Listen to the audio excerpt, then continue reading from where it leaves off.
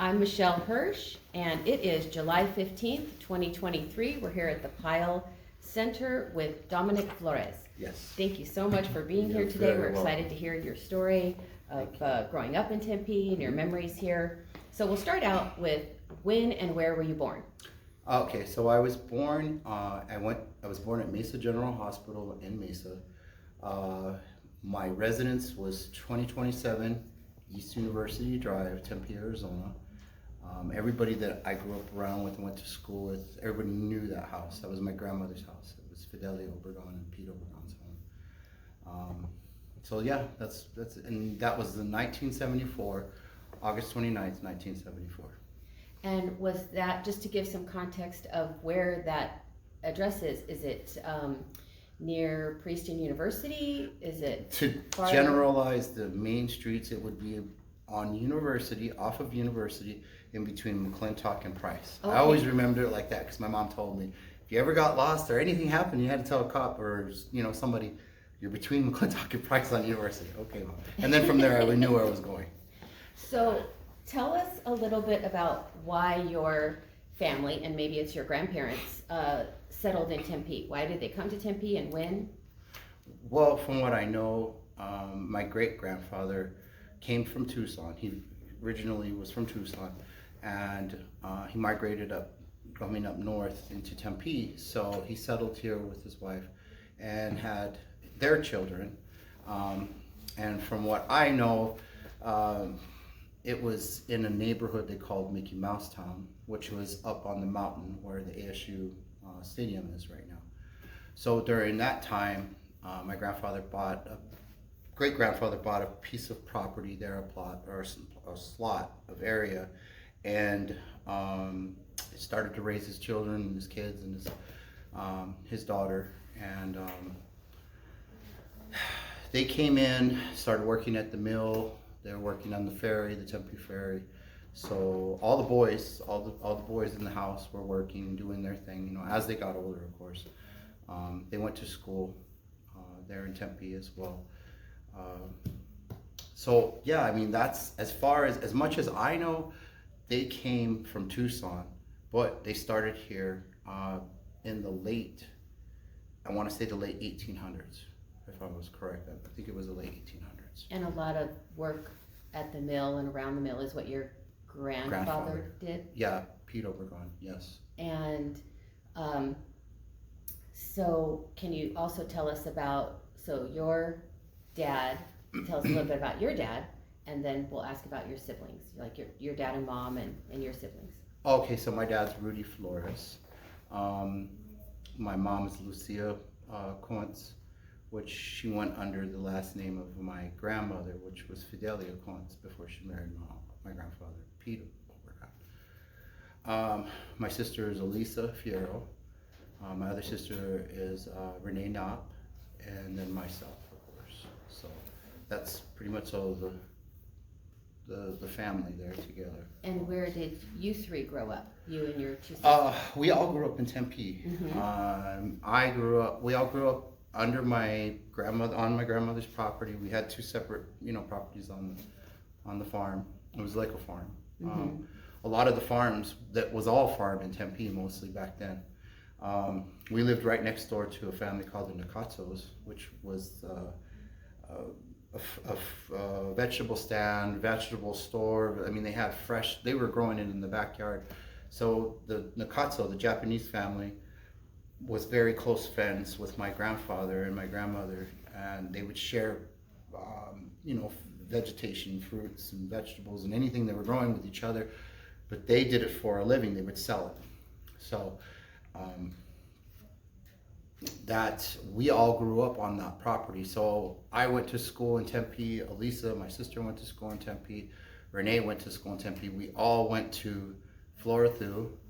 I believe, we all went to Conley Junior High, and then me and my sister Renee went to McClintock, and then Elisa went to Marcos.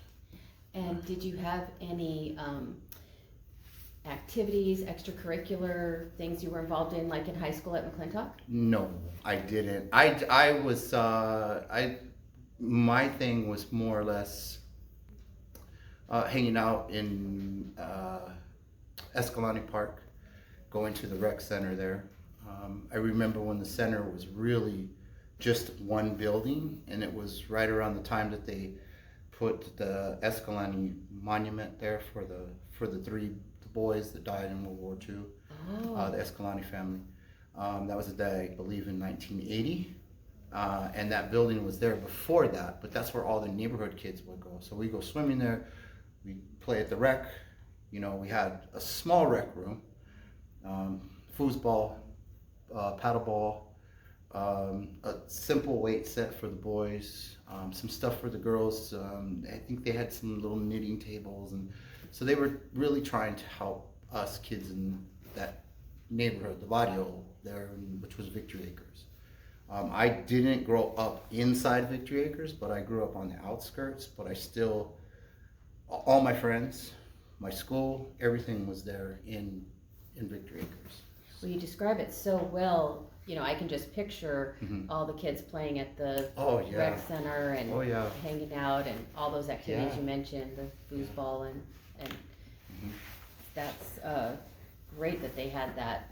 The pool was great. I mean, I believe it was $0.25 to go swimming back then. Wow. So to ask my mom for some change and then actually have money to get a little drink and a snack was obsolete for summer. You know, like I try to go every other day or try to be there as much as I can. A lot of the kids in the neighborhood, just to describe my vision, how I grew up in that neighborhood, they were poor. You know, we didn't have swim shorts and stuff, so a lot of them used cut-off jeans. They were cut off, you know, and we'd go swimming in there, and then sometimes they would get mad at us and tell us, well, you need to get some new shorts, but the kids never could, you know, we didn't have enough money to buy it. So, but I remember so vividly that, you know, just, it was great memories, really, really great memories. And I don't mean to get emotional. I might get a little emotional sometimes because it's digging back so far back into some old times, you know. Well, it's really fun to hear about the things that meant a lot to you, the memories that you have, the fun experiences. What were some activities or places that you went that either are still around or maybe they're gone now, but you really Minder Binders was one of the places I remember well. It was right down the street. I remember May West Restaurant on the corner of University and that's and still there, McClintock. right? No, I think it's called Sunny's or something, or that's Sunset or something like that. Yeah, it is Sunny's. Yeah. McClintock in University. Yeah, that was another spot. That was one of the restaurants that I would go to. I used to do some crazy stuff with my grandmother. She had a single income, and and it wasn't a lot. It was $600 a month, to be honest. And I would, every time I knew she got a check, I was a little kid, I was probably about 12, 13. I'd say, hey, Grandma, can I have some money? You know, I knew a certain amount of money would get me something that I wanted. But it wasn't just something. I was always going down to the dog pound and getting dogs and adopting dogs and bringing them home. My grandmother had a fit. She would have a fit. I was 10, 12 years old, 13. But they were letting me adopt these dogs. And it was so funny because I'd go in there and I was almost the regular because they all knew me. And they were like, is your parents okay with, oh yeah, they're fine. Everybody's fine. My Nana, my grandmother, she would just have a fit. I brought so many animals onto her property that probably, because she had a farm. It was a 2-acre farm. And I figured, hey, we live on a farm, why not? I got room, we can bring all the animals. I felt sorry for these puppies and dogs and cats and whatever I could get my hands on in that place. So it was always fun going over there, and I would take them and bring them home and tell her, no, I picked up this dog. Oh, and she'd say in Spanish, you know, where'd you get this dog from, or where'd you get this cat, or this turtle, or whatever the heck I was bringing. So she, with the biggest heart that she had, she would be so infuriated with me, but she always accepted what I brought home, no matter what it was. And she said, you're gonna take care of it, you're gonna feed it, you're gonna whatever. Okay. By that time, I probably collected about 4 or 5 different dogs, and I mean, I took care of them. You know, I was there. I was responsible, but of course, you know, it got to be a lot. So we had to figure out, hey, we need to get homes for these dogs because there's just so many, you know, animals. And then growing up and getting older, I started buying snakes. And she didn't like that. She had a fit. So I was buying Burmese pythons, boa constrictors. Oh, I'm with your Nana. No. I was buying all kinds of these large python, you know, snakes. Oh yeah, she didn't like them. And I would give them baths outside during the summer, and then she had an old, very old wash tub, those steel ones, you know. I threw water in it one day, and she would always look out the window in the back when she was washing the dishes. Her sink was right there. And I was sitting there, I was giving my snake a bath, and it was a pretty good size, 6-7 foot boa constrictor. And I was giving her a bath, and her name was Celeste. Me and my snake were really close. Like she was such a good snake, to me anyway. My grandmother was like, oh my God, like, what are you doing? You're washing this, and this is what we wash our clothes in? And then, you know, snakes over there just swimming around, having a good old time. This was being a kid, you know, at that time for me, you know. And that's what I did. You said Celeste was a good snake. I'm tempted to ask what makes a bad snake, but I won't. Bites. I had all kinds of snakes. Oh, yeah. Were you, did you work at a job in high school or right after high school? 16 years old. My first job was at Flaky Jigs. Oh, at Cornerstone Mall. Yeah. I was just doing busing and just picking up after, you know, the table stuff. That was my first job. That was a popular spot. Oh yeah, sure. Do you remember? Yeah. It was really popular. Yeah, because everybody was coming out of AMC Theater, and they go over there to eat. Met a lot of ASU basketball coaches, or the head coach. I can't remember his name. He was the one that had the white hair. I don't know sports. I can't remember his name. He was really, really famous for being a real great basketball player. I met him. I met some baseball players. I was always running somebody. You know what I mean? There was always people coming in there. And then, of course, comedy place. Oh, yeah. Well, it was the Improv. The Improv. Is it still the Improv? I think so. I think it's still comedy. It's been there since I was a kid. Yeah. So, I mean, comedians would come in sometimes with Flake Jigs. I never got the chance to see any of them, but my friends that worked there were like, hey, so-and-so's here, or so-and-so here. Oh, that's great. Fun. Yeah. I never thought about how you could work somewhere near the comedy place and get to meet the comedians. Oh, yeah. That's a clever strategy. Oh, yeah. What did you do after Flaky Jake's? I started to... jobs or interest-wise? I'm trying to think, where did I go? Gosh, I went through a lot of stuff in my life. I made some bad decisions as a kid. To be honest, I'm here to tell you my true life story. I got in trouble a lot as growing up. Not proud of it, but I did go to juvenile detention several times, and made some bad decisions. Hung out with some bad kids, some bad friends in Tempe, you know. But today, to be honest, just on a side note, I'm not ashamed of who I am and where I came from and what I did. As far as that goes, I'm not proud of what I did, but I'm not ashamed of my past. This is who I am. This is who made me. And I'm thankful that I'm alive today. I'm thankful that you know, I didn't end up in prison and I didn't end up dead, because a lot of that happened to my friends that I grew up in that neighborhood.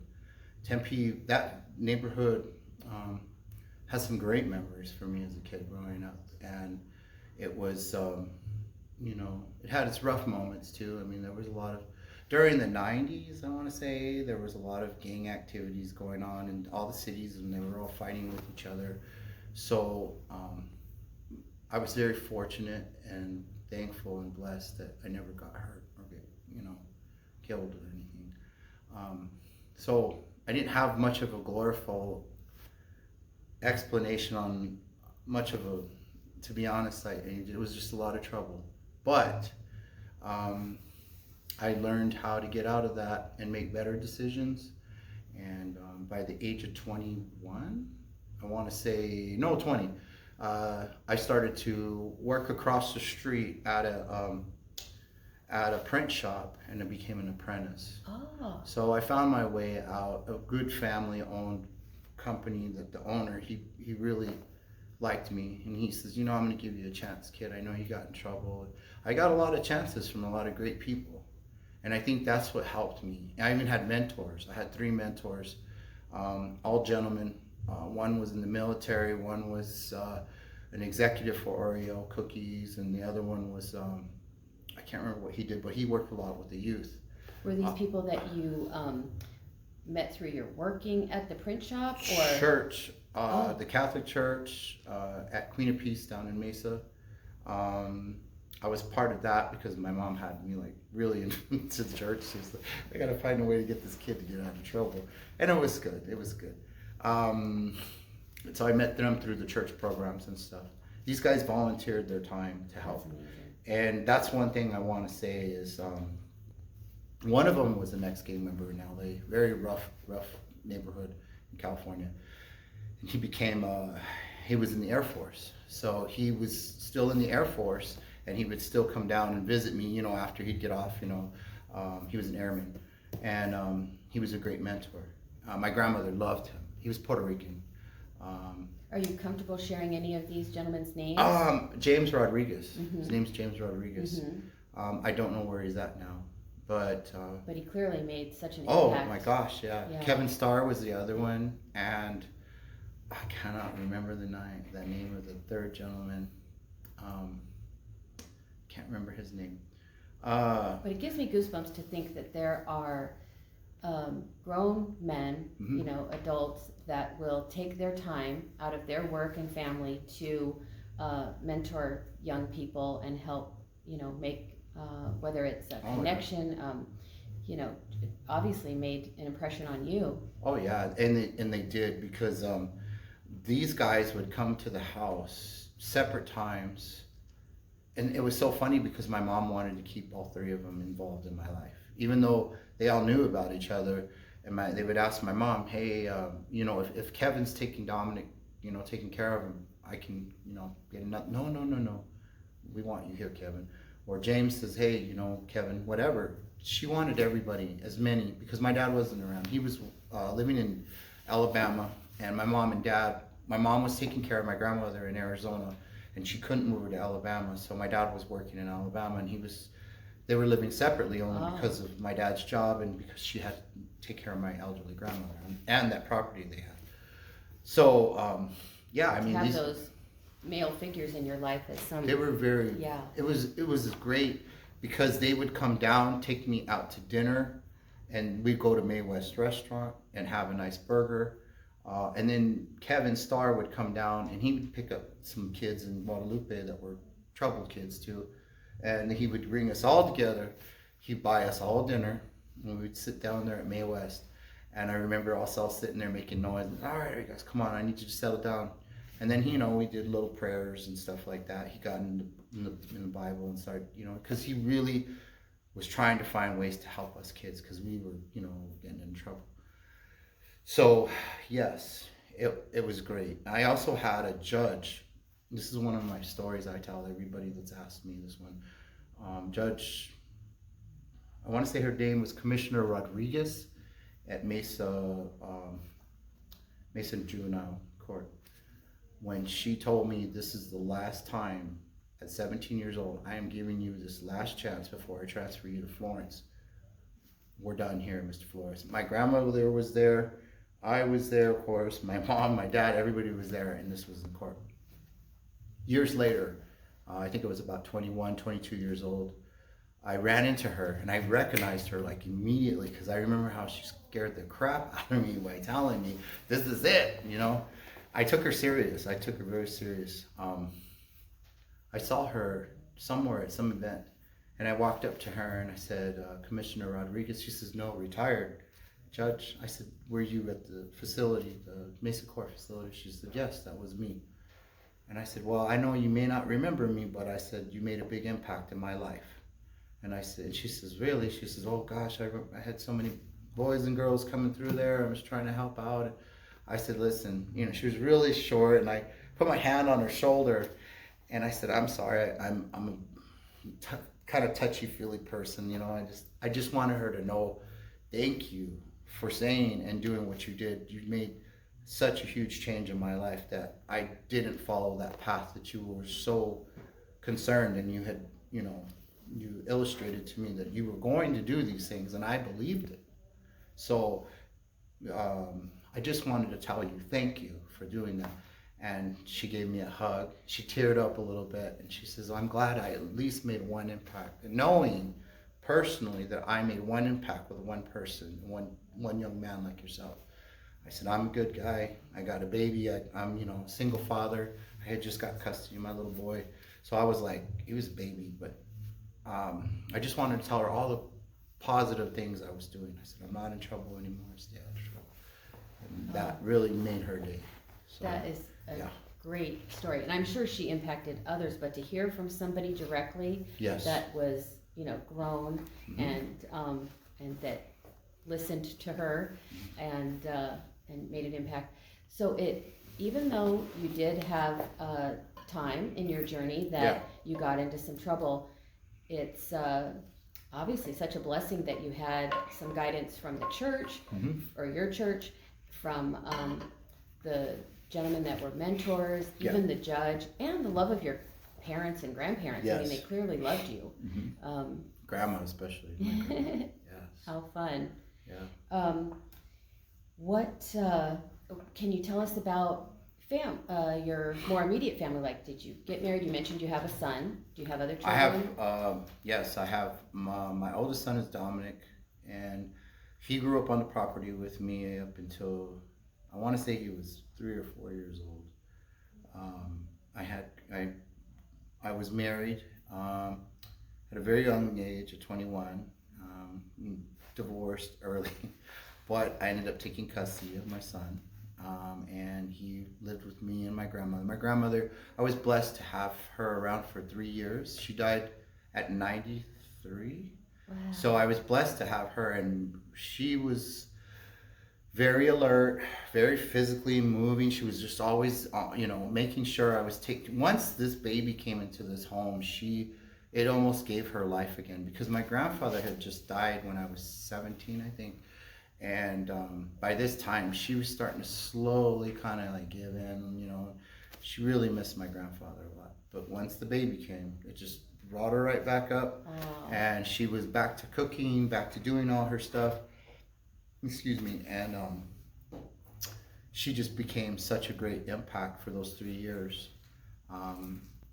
Sadly, she fell back. She fell back on the driveway of her house. So these old houses had those old driveways that were covered, you know, and she slipped and fell and cracked the back of her head open. And I went out there, and I just was in I didn't know what to do. I fell apart, and she was my world. She was my grandmother. She's everything to me. And when that happened, it really destroyed me inside. So I just, tried to get an ambulance there, and then they came. So later after that, she just, she still remained very coherent. She understood everything going on, but she wasn't able to do all the things that she used to do. So we knew that, she was slowly, she was gonna pass. And then peacefully she did. And we had her funeral at the old Tempe down there on University, right there by the Newman Center. They opened the church for my grandmother to have the ceremony there for her, which they did for my grandfather too, because my grandfather helped build that church back, the church by the Newman Center? Yes, that old Catholic church. Wow. Yeah, I can't remember the name of it off the top of my head, but yes, that one. I know, people that have been around will remember it just because. Oh yeah, because of the Newman Center. Yeah. They opened that church up, and I'll never forget it. I remember it being lime green inside, kind of a lime green, very old, very beautiful little church inside. And the smell, it had that old scent to it, just that scent that you walk from outside and all that noise, and just this, the pizza and the Chuck Box burger place next door, you know. And I know this whole street like the back of my hand. I know Tempe like It's all right here. Well, and it's great that you share these details because it's so fun, not only for people that don't know, but for people that will also remember, going into that church and Chuck Box right there and the smells and the sights. So it's really fun when people can share those details because it's your memory and your experience. Oh yeah, I can go down any of those streets. I remember the bookstore being on the left, right adjacent to the back of the church right there, where the Newman Center is, if you take that street. I mean, I used to roam around the streets as a kid, when I got bored and I stopped getting into trouble. I said, about around 18 years old, I started walking my Rottweiler down to Mill Avenue on the weekends.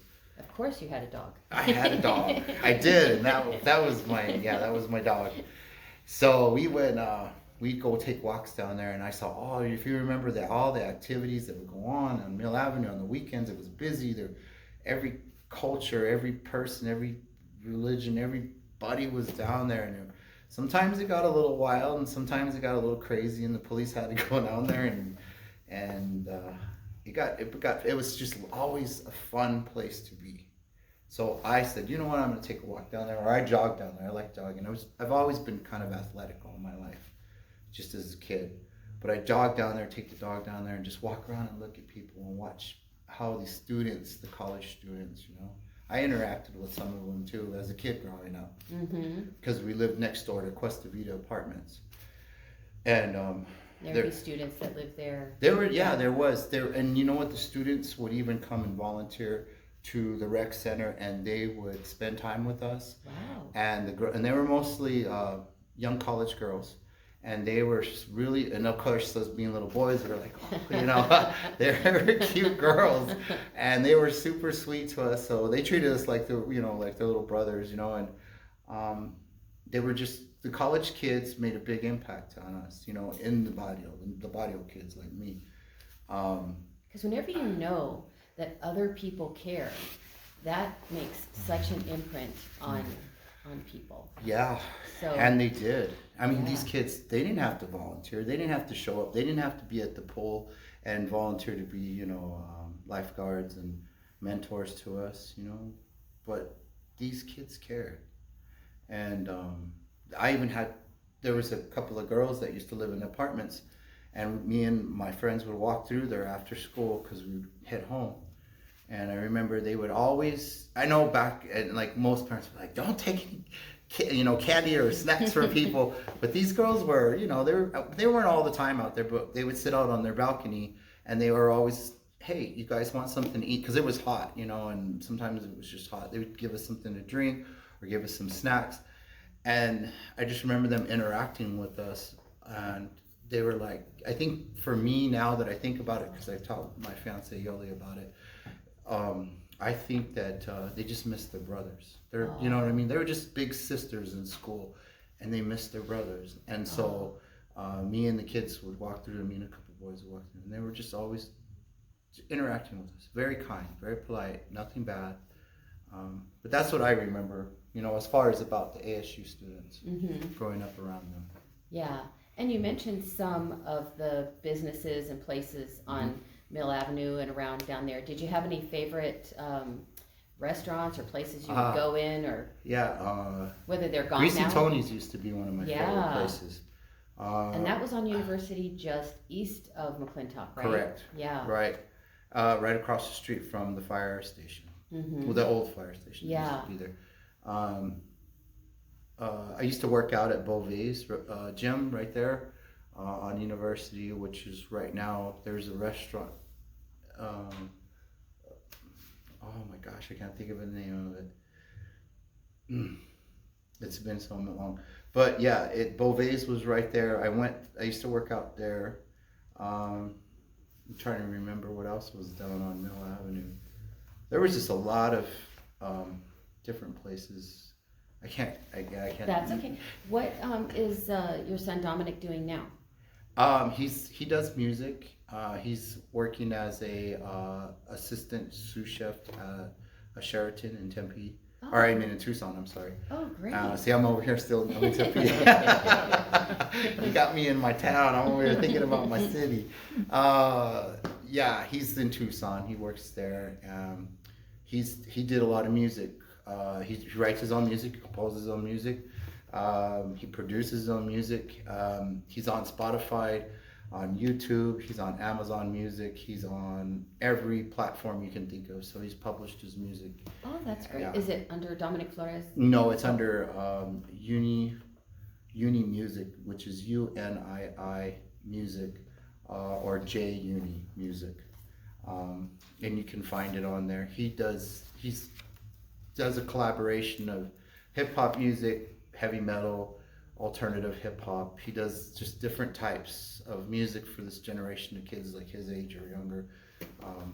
And you mostly raised him, right? Yes. So do you remember him having a love of music growing up? Oh, or? Yeah. I remember when we lived in Casa Grande at one point in time, I had a house that I was renting there. One day he just started banging, making a bunch of noise in the room, and I was doing something in the other room, and I said, "What are you doing, man?"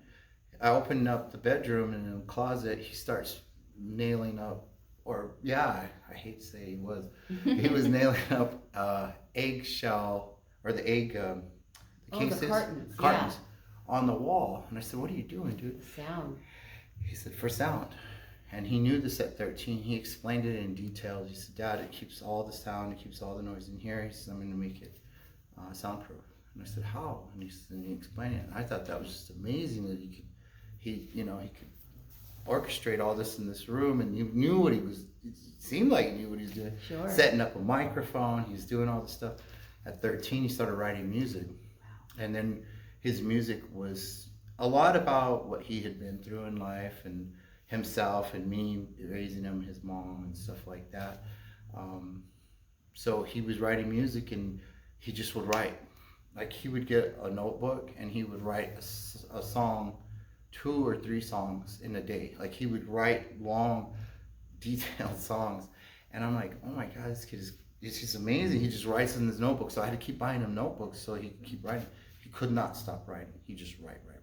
Wow, that's great. So later on down the line, people started noticing him. I mean, Sony Records noticed him, Universal Music, Universal Studio, Universal Music, they recognized him.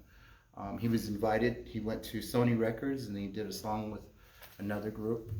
He did an opening for a music group for MTV in Chicago, in Lamberg, Illinois, which is right outside of Chicago. So we've traveled around. We went to Miami. We went to different places. Wow. He opened up for Nipsey Hussle when he was 16 years old. So Nipsey Hussle, being, if you know who Nipsey is, he's a pretty big name now. Even after he's passed, he's like Tupac. He's like on that level. Mm-hmm. But he opened up for Nipsey, and Nipsey was so impressed with him that we were in Tucson at the Slaughterhouse, and this is right before Nipsey blew up and became very famous.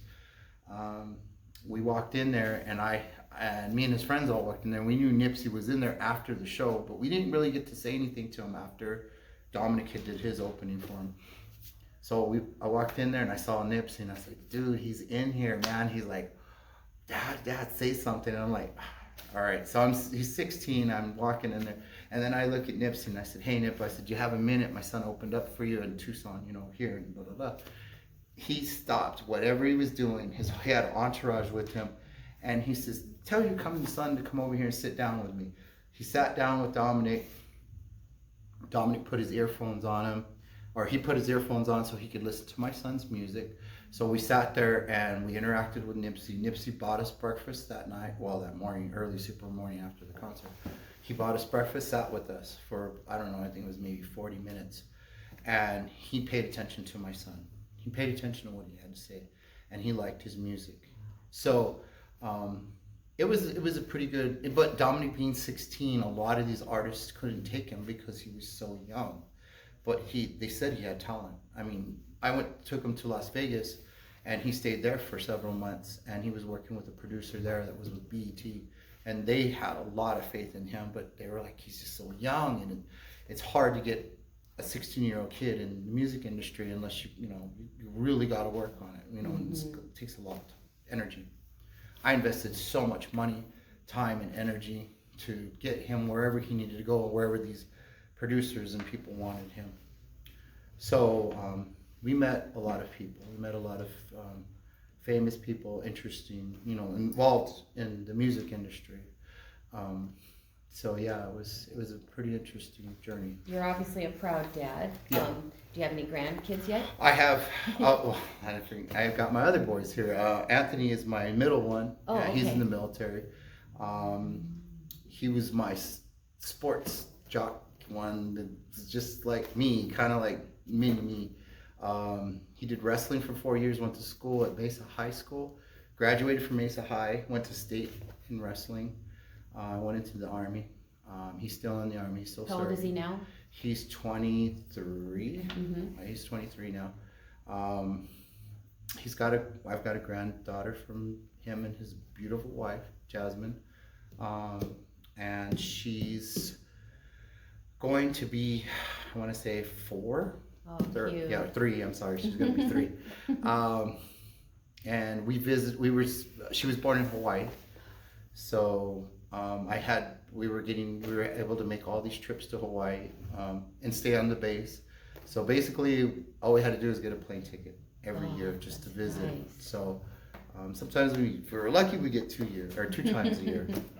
So it was great. He's stationed in Colorado right now, and yeah. Did you say you have another son too? Yes, I have a son, Elijah. Mm-hmm. He lives in Tempe. He lives here in Tempe. He does day trading, stocks and Mm-hmm. stuff like that. He works with the team. So he's like a day trader. He does day trading. And how old is he about? He's about 21, 22, getting ready to go 22. Oh, yeah. So. You've mentioned this a little bit about the church. We like to ask, does faith or spirituality play any role in your life? Yeah. I was born pretty avid Catholic, but for myself, I choose to be more spiritual. I believe there's a higher source above us and around us. I believe it only because of all the things that I've been involved in. Excuse me, and in the things that I've went through. So I know that something out there in the universe watches over me and protects me. And my fiance also knows this too. People that have gotten super close, like really close to me, can feel that there's something that protects me and been out there. So yes, I do believe, and I have a spiritual belief. And being through so much negative stuff throughout my life and seeing so many things, that it makes me feel like I'm first of all thankful, and I feel blessed that I made it through the life that I did. Yeah, I do have a good, strong spirituality. Now, what do you do for occupation or career now? I work for a rental company, which is for Sun State. So I do transportation for them for heavy equipment and stuff like that. It's been kind of my trade for quite some time. I worked in the mines. I worked the copper mines through Freeport. So I've been kind of blue collar most all my life. And you've mentioned a couple of times about your fiance Yoli. How Yes. did you two meet? Oh, we met on Facebook. So yeah, that was kind of interesting. We met on Facebook. We had a great conversation. I invited her to go to Hawaii with me, and she thought that was crazy. She's like, we don't even know each other. And I was like, I know we don't know each other, but hey, whatever. Yeah, and her family and friends didn't like that. They're like, what about this guy kidnaps you or chops you up or does something to you? So this is a true story. Some people watch too much Dateline. Yeah, too much crime stories. So, but it was a great trip. That was like our second real date, was being on a plane and flying to Hawaii. That's a pretty good date.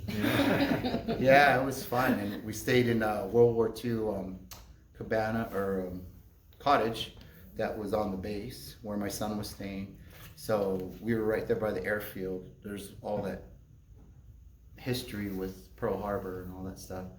So I think it was fun. I wouldn't have stayed anywhere else. I mean, we could have stayed at some 5-star hotel, but being there on the base in the nostalgic area, I mean, that World War II, that was awesome. Growing up in Tempe, and you still, even though you don't live in Tempe right now, you're still connected. And I want to ask in a minute about the street they recently named for your grandfather. But in what ways have you seen Tempe change, whether it's development or, you know, streets and buildings, also culturally, you know, hopefully for the better, but, you know, what have you seen as far as changes? I do want to say this, and growing up in Tempe, being Hispanic, first of all, it has its ups and downs, you know what I mean? We've had, and to say this I'm trying to be as cordial, I guess you could say. Tempe had its real bad points at times with racism, with cultural problems. We had it. I grew up with it. I was telling my fiance, you know, how Tempe had acted towards Hispanics, minorities back in the day. I felt it. We saw it as kids. We didn't understand it, but then we started to realize this wasn't good and it wasn't nice. And I think, not to make excuses, but I think some of us kids acted in a rebellious way towards, you know, other people out there because we were, you know, looked down at in the neighborhood. Yeah. I felt it. We felt it as the neighborhood. And as young people, you have no control over how people are acting in society and the community. No, and I mean, I'm not trying to, I'm not here to tell a pity party story. I'm here to tell you really what Tempe was. I'll tell you the negatives for my part, what I found. Those, and then I'll tell you the positives that now what I see, and I love what I see. The city had its ups and downs. Nobody's perfect. I get it. You know what I mean? But I think, God, just the things that we saw as kids and were called and named, you know, really, really bad. Now, moving forward, you know, seeing, you know, the mayor, meeting him and meeting everybody on the city council, you know, the last time I went, it's so diverse, the culture, there's everybody. And when we went to the Tempe Legends ceremony, they all embraced me. The ones that were there, the city council people were there, they embraced me. Different, like I said, cultures, different, you know, everybody came from a different background. But what I feel much better about is that this city was willing to clean up a lot of things that maybe some people weren't happy about, especially the street names and all that.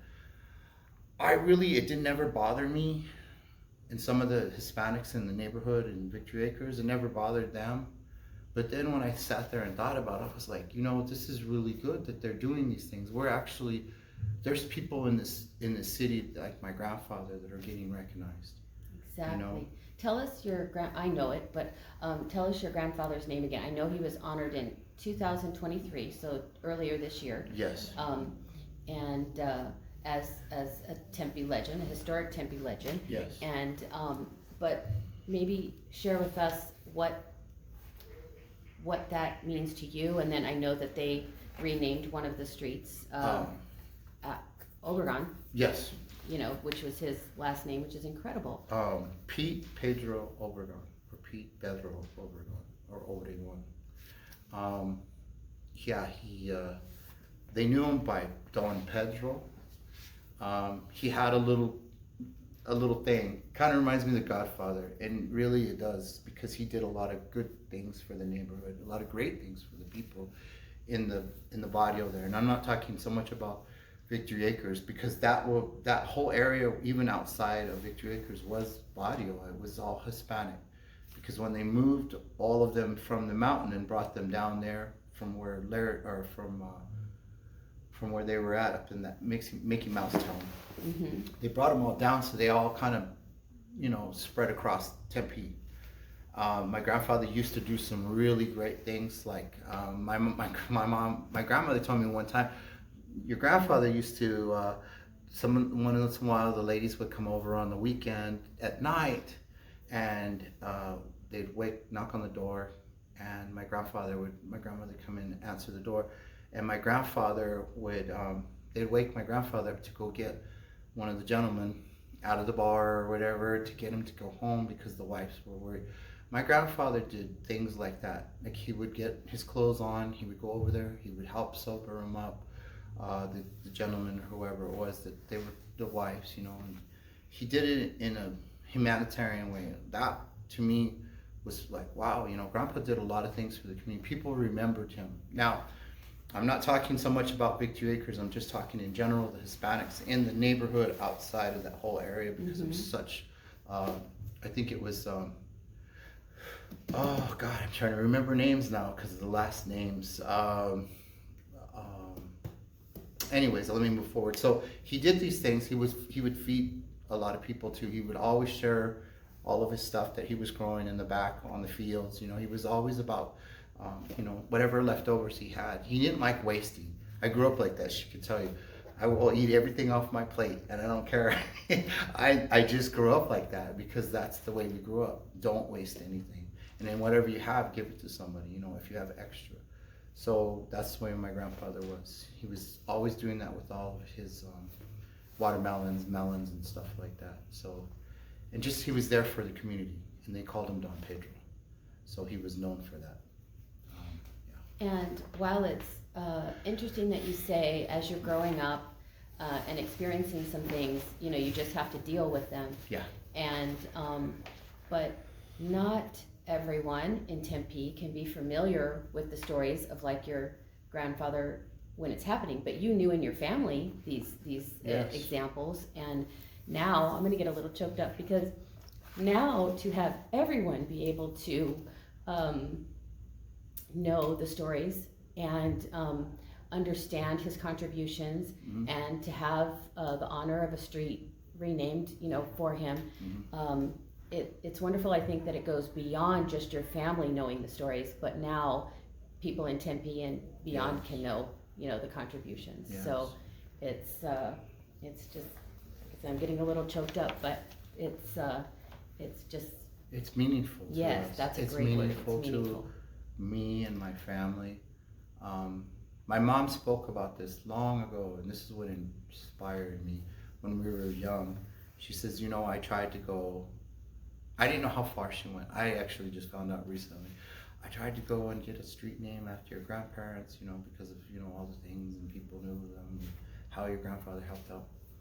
But when I talked to my mom about it again, she says, I never went as far as you did. And I said, how far did you go, though? I thought you went to the city. She says, I went as far as just writing it down on a piece of paper, and I never went any further than that. So when you guys opened the opportunity, the city of Tempe opened the opportunity to do that about changing.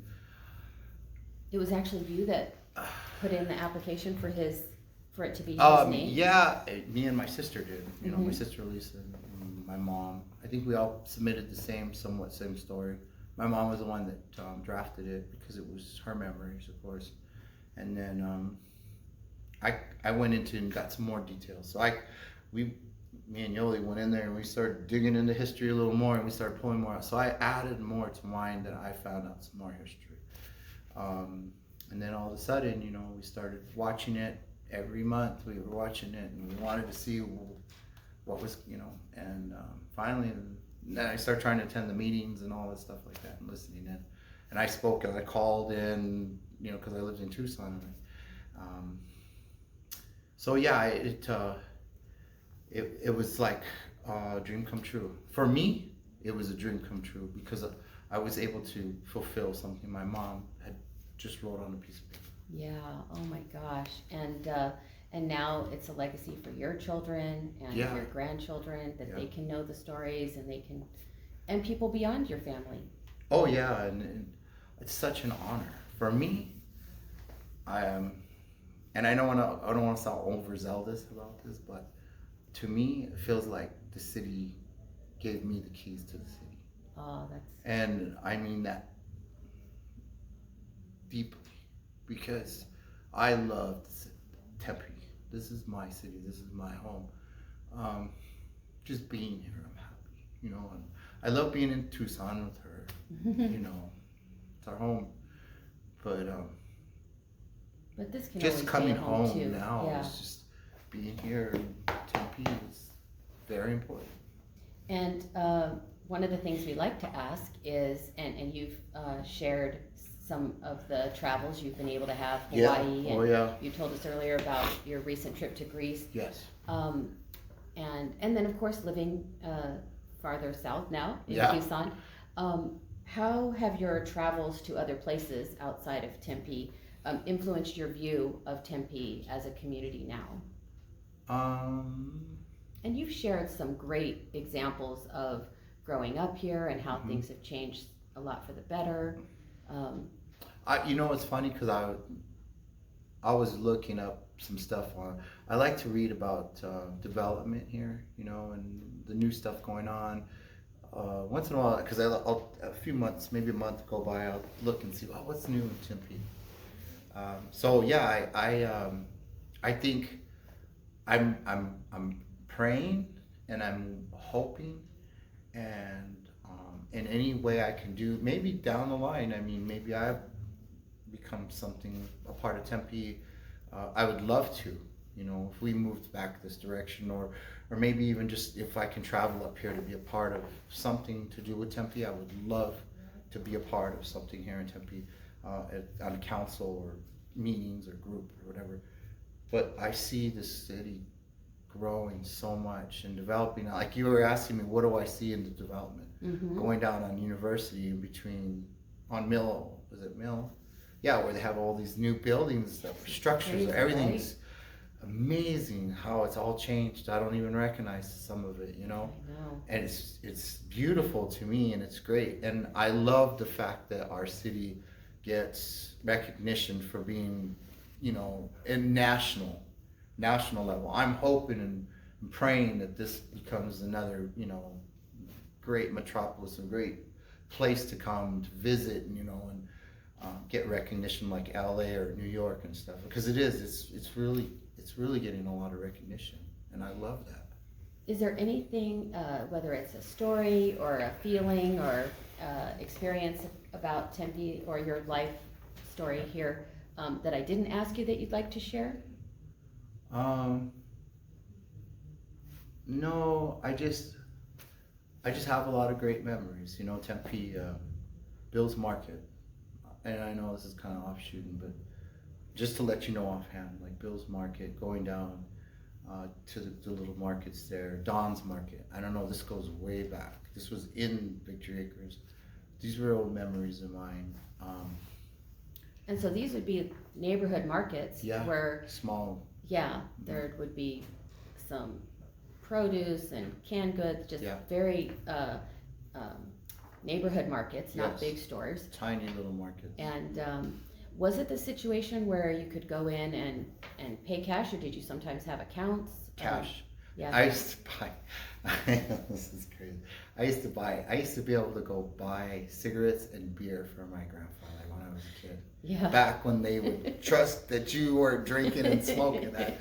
And then everybody in Don's Market, like Don, the owner, people that will remember Don's Market. And Don, very tall gentleman, very sweet man, very sweet man. He'd come and visit my dad once in a while. My dad and him were good friends. But my dad, our grandfather, go get me so-and-so, whatever. I'd go get it. No questions asked. I walk out with alcohol and cigarettes. And I was a kid, but we all knew, the package was going to grandpa or my dad. So that's how simple life was, And we could walk around the neighborhood. Nobody would kidnap you. Nobody would take you. Nobody would bother you. My mom even told me my mom was very beautiful when she was young. She's still beautiful, but I'm saying she was just a beautiful woman. She'd go down the barrio, Don's Market down in the barrio, and she said, the the cholos. We were all down there. They never bothered my grandmother or my mom. They never bothered. She felt safe. Yeah, she felt safe. She said, I never felt unsafe. I could walk through that neighborhood and they would never give me they'd look at me and whistle at me, but they never touched me or try to, bother me. So our neighborhood, it was pretty safe, and going amongst everybody. But yeah, Tempe, it's just an honor. I never thought I would get an honor sitting in that lawn over there for the Tempe Legends and, where they had the ceremony. I just remember those being landmarks in Tempe, and they were beautiful places, but I never knew anything about them. Yeah. Nothing. Yeah. Well, it's really been interesting and heartwarming to hear your stories growing up in Tempe and how much it still means to you, and the legacy of your family here. Yeah. Has been great to hear about. Thank you so much for being here to share and your stories. It's been an honor. This is an honor to me. Just to know that, and like I said, I get emotional. I never thought I would sit here and ever have the city take interest in my family or me, and I mean that, and I appreciate it. Oh, that's awesome. Thank you. We do like to open it up if anyone else wants to ask any questions. So this is Dwayne Roan. First of all, I'm reading Mary Carr's book, The Art of Memoir, right now. And, excuse me, sorry. And she talks about how important it is in memoir to to talk and write about the things that you're emotionally invested in. And you have really modeled that in this interview marvelously. It's just been remarkable. And the other thing that's remarkable is the vivid details about the history of Tempe that you've provided today, that other people have provided a lot, but you provided a lot today that we haven't heard yet. I wish you guys could see what I see. It's amazing. Yeah. That past. Yeah, it's fantastic.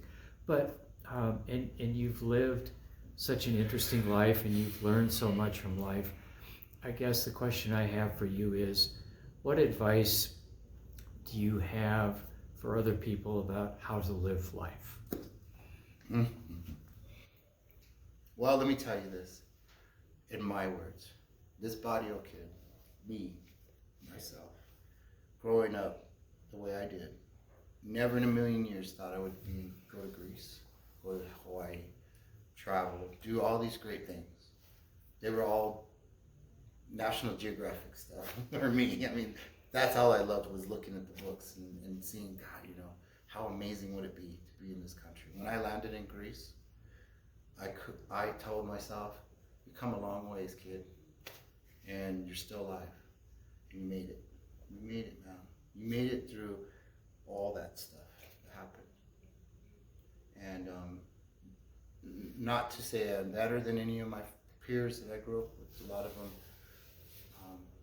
I feel bad, but I want them to be proud of me, the ones that lived in Tempe. And there's a few of them that are still close to me from the neighborhood, and they follow everything, and they heart things, and they love things. And some of them are just kind of really hard guys, but I know they're like, you know what?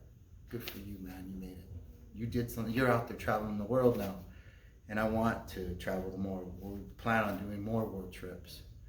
But I even tell her, Yoli, I point over there to her, this barrio kid came a long ways, man. Like, he's out there. I may not be a celebrity, I may not be a movie star, but in my own way, from what I've seen and what I've been through in life, I'm pretty honored and proud that I represent Tempe. This is my city, but out there, like, how do you live life to the best? Live it to the fullest. Live it like there's no tomorrow. I do. Drove my mom and dad crazy, though. It drove them crazy, because I did. I lived on the wild side. I'm the one that's, I'm going to take that chance and do it. When you question in your mind, think, gosh, I don't know, should I go? Just go. Jump, run, do whatever it is, go. A lot of people, they say, oh, I lived through you. Don't live through me. Go out there and do it yourself. You can do it. I did. I didn't have a lot, but thankful that I do now, and I can do these things. And I'll share them with people. Her and I are always buying gifts, bringing stuff for everybody we can. because we want to share our memories and share what we did. And before I pass this on, you brought some props today. Did you want to share? Yeah, them oh with yeah. us? So I went snorkeling in Greece in the Mediterranean Ocean, and so let me get this dirty here. Well, this is the little. We picked this up in Naxos. There you go. There you go. And it's just a little towel. I got it because it was so humid out there and I needed to wipe my sweat off, but I never used it for that. I ended up packing it away. So this is Santorini. This was in Santorini. This was the first island we went to. And so I go snorkeling and I'm starting to take it up more and more. I'm going to go into certification so I can get my scuba. I'm going to start scuba diving. Because we're going to be going on some fun trips now that we're becoming empty nesters. Finally. So this was the bottom of that part of the ocean where I was at. I didn't go too deep into it, but this was it's like stone. This was at Santorini, in the ocean Santorini, which was all part of that Mediterranean Ocean. And then this one was from the second island we traveled to. So we went to Athens, we went to Santorini, then we went to Naxos, and this was at the bottom of where I was at Naxos. This was the only rock formation, little piece of rock that was sitting at the bottom of the sand. There was nothing else around. So I picked it up and it was so shiny. It was weird because the water's so clear and the sun's in the ocean, but this thing was shiny, like it was calling my name, like pick me up. So I went and grabbed it, and it's really soft, and it has some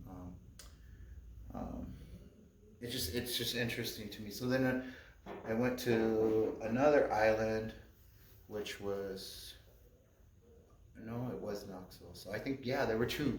It was the same one. So this comes from Naxos too. This comes from the Red Beach, which is a red volcanic beach. There's two beaches. Santorini. Yes, thank you, babe. Santorini. There's a black beach and a red beach. They're all of volcanic rock. Wow. So there's no sand. So when you go into the water, you better have some water shoes on because this stuff will bite you. And this was the volcanic rock from that part of that ocean. We had to travel from the top of a cliff, go down to the bottom of a cliff, climb back up to the cliff and come back down, and then we hit the beach, and then we were finally on the beach. So I mean, there was some trekking involved. So I brought these different things back, and I was so worried that I thought that they were gonna confiscate it. But I'm like, they're just rocks, guys. They're nothing else. I'm not smuggling anything else. And then there was another piece too that I think you put in Oh your pocket. yeah, well, yeah. Oh, that was from Greece too? Yeah, that was from Greece. This is my little Spartan. Oh. Yeah, this is just soft stone. I was gonna I have it sitting in there with it. So that came from Greece as well. And I don't think I have anything else. I gave everything else away. I was giving things away. We bring stuff back, and like I said, we love to share what we experience, especially with our close friends and family. Yeah, thank you. Such a great trip. Thank you. It's been an honor to get to know your family and your heritage. I feel like you come from very strong people, and you were very good at representing those who've gone before you. So Thank you. for that.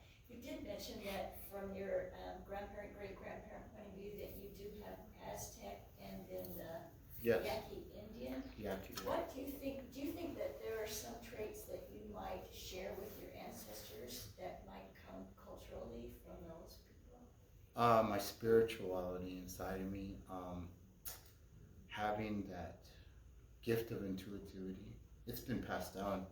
It's more on my mom's side of the family, which was the Contes, which was my grandmother's side of the family, and that goes back to Sonora, Mexico. So that intuitivity, the intuition, being able to read people, I guess you could say, that from our culture. I know we had that. and my family's shared that, and my mom's side of the family all have it. The ladies all have it, and I thought there was something wrong with me. And I had to come to my aunt about it in tears, and she says, it's not you, it's just a part of us, and us as our family. So that's what's been passed down. It's a gift, I guess you can call it a gift. To me, sometimes it's a curse, but it's been a gift. It's been a great gift. And to answer your question, yes, that's one thing I can do. Yeah. You're very welcome. When you come back to Tempe, what are your must-see stops? Where do you like to go? Oh gosh, I wish I could stop everywhere. Just give me I love top three. Chuck Box is one of my favorites. Okay. That was right by where you live? Oh well, Or down the ways, but I Okay. would always come up to Okay. Mill Avenue, and I always liked to eat there. My mom would take me when I was a kid. I loved Bill's Market, but I think they closed. Mhm. So, and then, you know, his famous chorizo, and it's gone. I don't know where we're gonna go now. So, Tempe, yeah, like going down to the canal, or well, we call it the canal. So that's funny. I forgot to mention that. So before that whole thing was set up all beautiful and elaborate, we used to go down there. Me and my dad would go down there, and he had an old Scout International 2-door, and we'd pack up and take lunch and some drinks and the dog, and go down there. And that was before they let the water run through there. So it was the river bottom to us. Everybody knew it as the river bottom. Yeah. And we go down there and have fun. You know what I mean? So that's one of the places I like to visit too. Downtown Mill Avenue. You know, the restaurants changed. I miss the old spaghetti company. That was one of my favorite little places to go. I felt like, you get to go to spaghetti company. We ran across one in Hawaii.